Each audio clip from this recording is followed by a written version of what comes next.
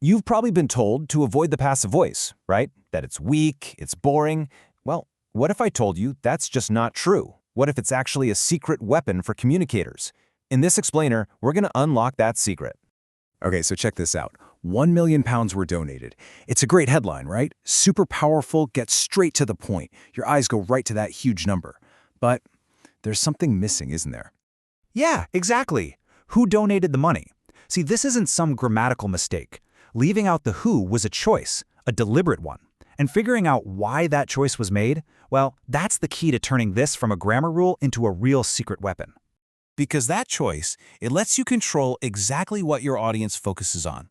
It lets you shine a spotlight on one piece of info and leave another in the shadows.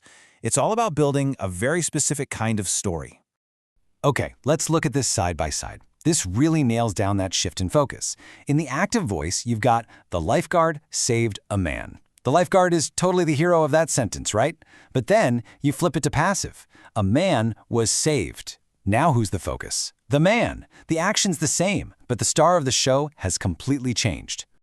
All right, so we get what it does, but how do we actually make a passive sentence? You can forget all those complicated grammar charts from school. There's a super simple formula for this, and trust me, it works every single time.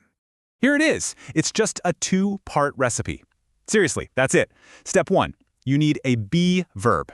You know, like am, is, are, was, were, any of those. Step 2, you need a past participle. That sounds fancy, but it's just that third form of a verb, like eaten or built. You put those two things together and boom, you've got a passive sentence. Okay, time for a pop quiz. You've got the formula now. Let's see if you can spot the real passive sentence here. Did you get it? The passive one is the first sentence. This bottle has been opened. Why? Because it's got both our ingredients, the be verb, been, and the past participle, opened. Now the second one, I have been tired, is a little bit of a trick. Tired here isn't an action done to you, it's an adjective. It's describing how you feel. So remember, the key is you gotta have both parts of that recipe for it to be truly passive. Okay, this is the real heart of it all. We know how to make it, now let's master when to use it. There are basically 4 key situations where the passive voice isn't just okay to use, it's actually the best choice you can make. And once you know these 4, you're gonna start seeing them all over the place, used on purpose. Yep, just 4. And these 4 reasons are your ticket to using the passive voice for everything from persuasion to sounding objective in a scientific paper to just controlling the story you want to tell. Use case number 1. The action is the star of the show. Let's go back to our first example. 1 million pounds were donated. What's the big news here? The money. Who gave it is less important. This is classic news reporting, right? The what is way more important than the who. The passive voice puts that spotlight exactly where you want it. Okay, reason number 2 is when you either don't know who did the action or you just don't care. It's not relevant. Like, this beautiful bridge was built in 1732. We're talking about the bridge, right? Its age, its beauty. We probably don't know who the builders were, and even if we did, their names aren't the point. This is super common in history or science, where the thing that was discovered or built is way more important than the person who did it. All right, our third case is a fun one. It's when the person doing the action is so obvious you don't even need to say it.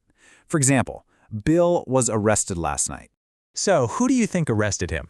The police. It's obvious, right? Saying the police arrested Bill is just extra words. It's clutter. The passive version is cleaner, it's faster, and it assumes your audience knows what's going on. And our last one, number 4, is all about simple logic. Think about it. 100 chocolate cakes were sold on Sunday. Can a cake sell itself? No way. It had to have something done to it. So when your subject is an object that can't do anything on its own, the passive voice just makes sense. It's the most logical way to say it. So now you've got this awesome new tool in your communication toolbox. But like any powerful tool, it comes with a user manual. There are a few times when you definitely should not use it, and we need to go over those warnings. The biggest don't has to do with something called intransitive verbs. All that means is that they're verbs that don't have an object. The action doesn't happen to anything, like arrive or sleep. You can't arrive a destination, you just arrive. You can't sleep a bed, you just sleep. The action just happens. And because of that, you can't make them passive. Look here. I bought a coffee. The coffee is the object. It got bought. So we can flip it. A coffee was bought. works perfectly. But with I arrived late, what's the object? There isn't one. You can't say late was arrived. It just sounds wrong, doesn't it? It completely falls apart. So simple rule, no object, no passive. Oh, and one last little warning. There are a couple of tenses, like the present perfect continuous, that just don't really work in the passive voice. You can try to force it, but it sounds super awkward and clunky. It's way better to just not. Avoid them. Okay, so you know what it is, how to build it, the 4 best times to use it, and when to stay away from it. You're pretty much there. So let's talk about the final step, how to take this from theory to a skill you can actually use. Here's my pro tip for you, and it's actually really simple. Start being a passive voice detective. Seriously. Next time you read a news article or even just have the subtitles on for a movie, keep your eyes peeled. Hunt for those passive sentences. And when you find one, stop for a second and ask yourself, okay, why did they do that? Which of those 4 reasons are they using here? Just doing that, just noticing it in the wild will totally change how you see it. So there you have it. The secret's out. The passive voice isn't some dusty old grammar mistake you should be scared of. Nope. It's a precision tool, a strategic choice you make to focus your message.